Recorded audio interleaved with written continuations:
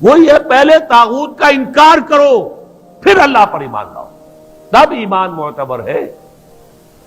طاغوت کسے کہتے ہیں؟ طغا سے بنا ہے، طغا طغیانی، دریا اپنے حدود کے اندر بہ رہا ہے لیکن اب یہ کہ اس کی پانی ادھر چھلک گیا ہے، اپنے حدود سے کناروں سے نکل گیا، اسے کیا کہتے ہیں؟ طغیانی، طغیانی آئی ہوئی ہے، طغیانی۔ تو انسان کا اور جنوں کا مقام کیا ہے؟ وما خلقت الجن والانس الا لیعبدون، میں نے نہیں پیدا کیا جنوں اور انسانوں کو مگر اس لیے کہ میری بندگی کریں۔ جو حد بندگی سے تجاوز کرے گا وہ طاغوت ہے۔ لا اکراہ فی الدین قد تبین الرشد من الغی، سعادت اور رشد اور ہدایت کا راستہ بالکل واضح ہو چکا ہے کج راستوں سے۔ غی ہے جسے غوا بنا ہے، غوا گمراہ ہو جانا، اغوا کا لفظ بنتا ہے گمراہ کر دینا کسی کو، تو یہ غی ٹیڑھ کجی صحیح راستے سے ہٹ جانا۔ قد تبین الرشد من الغی، اچھا اس کی وجہ کیا ہے؟ یہ دعویٰ کیوں ہو رہا ہے کہ ذہن میں رکھیے یہ ہے سورہ بقرہ، یہ نازل ہوئی ہے مدنی دور میں، 2/3 قرآن جو ہے وہ ہے مکی جو نازل ہو چکا ہے۔ گویا کہ قرآن مجید کی ان صورتوں نے بالکل دودھ کا دودھ پانی کا پانی جدا کر دیا، حق اور باطل میں اب کوئی اشتباہ نہیں رہا، کسی نیک نیت انسان کے لیے تو کوئی اشتباہ نہیں ہے، حق علیحدہ باطل علیحدہ، لیحق الحق ویبطل الباطل، تاکہ حق کا حق ہونا ثابت ہو جائے، باطل کا باطل ہونا ثابت ہو جائے، اور یہ ہو چکا ہے۔ قد تبین الرشد من الغی، ہدایت کا راستہ واضح اور ممیز ہو چکا ہے کجی اور گمراہی کے راستے سے۔ فَمَن يَكْفُرْ بِالطَّاغُوتِ وَيُؤْمِن بِاللَّهِ فَقَدِ اسْتَمْسَكَ بِالْعُرْوَةِ الْوُثْقَىٰ لَا انفصام لَهَا وَاللَّهُ سَمِيعٌ عَلِيمٌ۔ تو جو شخص بھی طاغوت کا کفر کرے گا، انکار کرے گا، طاغوت کے خلاف بغاوت کرے گا اور ایمان لائے گا اللہ پر، یہ اہم ترین مقام ہے اس اعتبار سے کہ جیسے میں نے اس سے پہلے بھی دیکھا، لا الہ الا ہو، لا الہ پہلے ہے، الا ہو بعد میں آتا ہے، نفی اس بات۔ اسی لیے بعض جو ہمارے سلسلے تصوف کے ہیں اس میں جو ذکر ہوتا ہے لا الہ الا اللہ، اسے نفی اس بات کا ذکر کہتے ہیں، لا الہ الا اللہ، الا پر وہ ضرب لگاتے ہیں قلب کے اوپر، جس سے ایک خاص قسم کی کیفیت پیدا ہوتی ہے، ایک نفسیاتی کیفیت حاصل ہوتی ہے۔ تو پہلے نفی ہے پھر اس بات، وہی ہے پہلے طاغوت کا انکار کرو پھر اللہ پر ایمان لاؤ، تب ایمان معتبر ہے۔ طاغوت کسے کہتے ہیں؟ طغا سے بنا ہے، طغا طغیانی، دریا اپنے حدود کے اندر بہ رہا ہے لیکن اب یہ کہ اس کی پانی ادھر چھلک گیا ہے، اپنے حدود سے کناروں سے نکل گیا، اسے کیا کہتے ہیں؟ طغیانی، طغیانی آئی ہوئی ہے، طغیانی۔ تو انسان کا اور جنوں کا مقام کیا ہے؟ وما خلقت الجن والانس الا لیعبدون، میں نے نہیں پیدا کیا جنوں اور انسانوں کو مگر اس لیے کہ میری بندگی کریں۔ جو حد بندگی سے تجاوز کرے گا وہ طاغوت ہے، چاہے وہ ایک فرد ہو، کوئی ادارہ ہو، کوئی ریاست ہو۔ میں نے یہ 3 چیزیں گن دی ہیں۔ انفرادی حیثیت سے میں اپنے حد بندگی سے تجاوز کرتا ہوں، اگر زندگی آمد برائے بندگی، زندگی بے بندگی شرمندگی، اگر میں حد بندگی سے تجاوز کر گیا تو میں طاغوت ہوں۔ کوئی ادارہ آپ نے بنایا ایسا جس میں لمیٹیشن نہیں ہے اللہ کے احکام کی، بلکہ اس کے اندر آپ نے اپنی اتھارٹی جو ہے وہ بڑی مطلق رکھی ہوئی ہے، طاغوت ہے۔ ریاست آپ نے قائم کی، حاکمیت عوام کے لیے یا حاکمیت کسی ایک خاندان کے لیے، وہی طاغوت ہے۔ اس کی نفی، اس کا انکار، اس کے خلاف بغاوت کر کے ایمان لاؤ گے تو ایمان معتبر ہے۔ اور اگر طاغوت سے دوستی بھی چل رہی ہے، طاغوت کی چاکری بھی ہو رہی ہے، طاغوت کے ساتھ تعاون، حال یہ ہے کہ حضور فرماتے ہیں من مشى مع فاسق ليقويه فقد اعان على هدم الاسلام، جو شخص کسی فاسق و فاجر انسان کے ساتھ چلے اسے تقویت پہنچانے کے لیے، اس نے اسلام کی عمارت کو جڑوں سے کھودنے میں مدد کی، منہدم کرنے میں مدد کی۔ من مشا صرف چلنا، آپ کسی کے ساتھ چلتے ہیں تاکہ تقویت اسے ہو جائے، لوگوں کو معلوم یہ بھی ان کے ساتھ ہے۔ من مشا مع فاسق، فاسق کافر بھی نہیں، فاسق، لیقویہ، تاکہ اسے تقویت پہنچائیں، فقد اعان علی حدم الاسلام، اسلام کی عمارت کو جڑوں سے کھود کر گرانے میں مدد کی۔ ایک اور حدیث میں آیا اذا مدح الفاسق، جب کسی فاسق کی مدح کی جاتی ہے، غضب اللہ تعالی واہتز لہ العرش، اللہ تعالیٰ انتہائی غضبناک ہوتے ہیں اس درجے کہ عرش کانپنے لگتا ہے، تھرا اٹھتا ہے عرش، اتنا غضب آتا ہے اللہ تعالیٰ کہ ایک شخص میرا باغی ہے، میرا فاسق ہے، فاجر ہے، اور اس کی مدح کی جا رہی ہے۔ اب اس کی روشنی میں آپ اپنے طرز عمل کا جائزہ لیجیے، لگے ہوئے ہم اسی نظام کی چاکری میں، اسی نظام کو تقویت پہنچانے میں۔ کہاں ہے اللہ کے ساتھ؟ ان سے ہم نے کہاں بغاوت کی؟ الآن جیسے کہ مجھے واقعہ یاد آ گیا حضور کا، کہ حضور اور حضرت عمر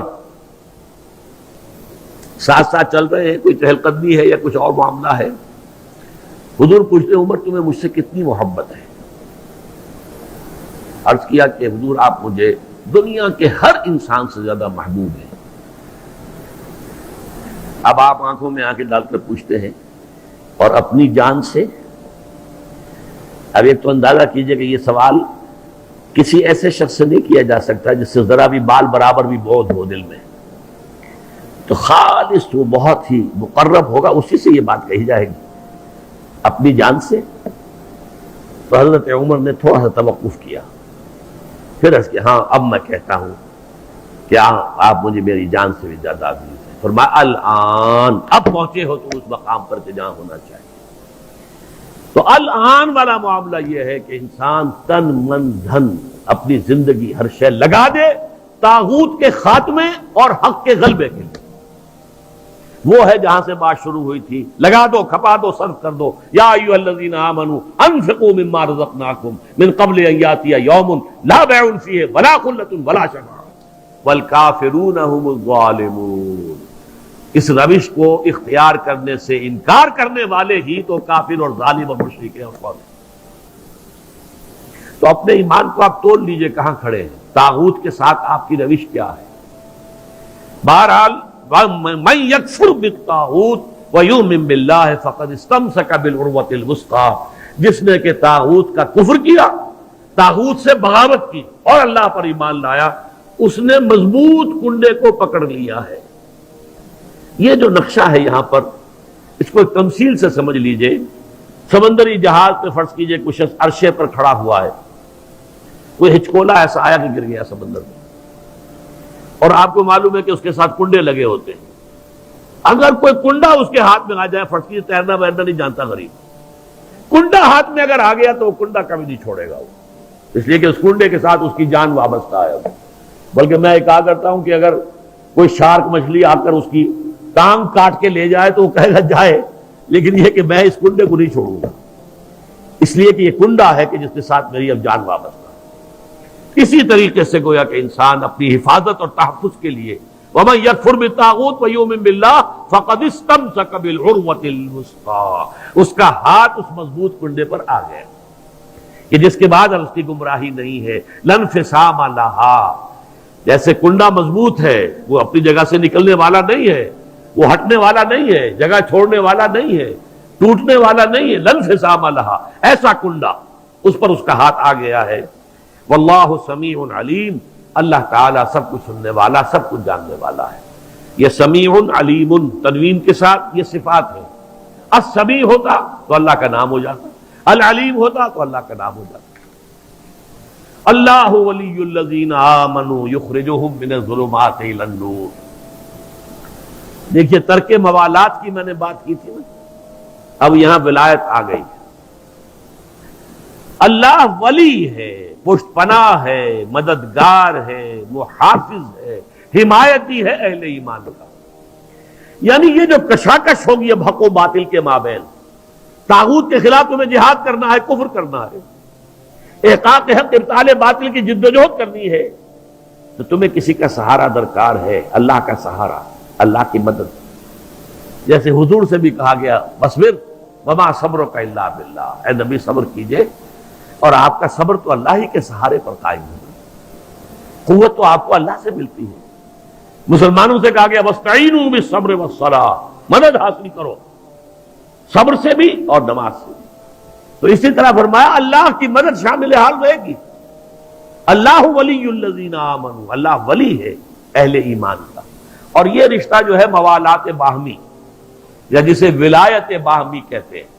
یہاں بھی ذرا سمجھ لیجئے، دو لفظ ہیں ہمارے ہاں، لوگ اس کو ایک دوسرے میں کنفیوز کر دیتے ہیں. ایک ولایت ہے، ولایت واو کے زبر کے ساتھ، یہ والی سے بنا ہے. والی، والی دمشق یعنی حاکم دمشق. تو ولایت کہتے ہیں حکومت کو، اور ولی سے بنا ولایت، ولایت باہمی. جیسے اللہ یہاں دوست ہے اہل ایمان کا، اہل ایمان دوست ہیں اللہ کے. الا ان اولیاء اللہ لا خوف علیہم ولا هم يحزنون الذین آمنوا وکانوا یتقون لہم البشریٰ فی الحیاۃ الدنیا والآخرہ. آگاہ ہو جاؤ کہ اللہ کے دوست جو ہیں یعنی اہل ایمان، ان کے لیے نہ خوف ہے اور نہ کوئی حزن ہے. اور یہ کون ہے؟ یہ ولی کوئی علیحدہ نوع نہیں ہے، کوئی سپیشیز علیحدہ نہیں، انسانوں ہی میں سے ہوتے ہیں. ان کے سروں پر کوئی سینگ نہیں ہوتے، عام انسان ہوتے ہیں. البتہ کیا؟ الذین آمنوا وکانوا یتقون.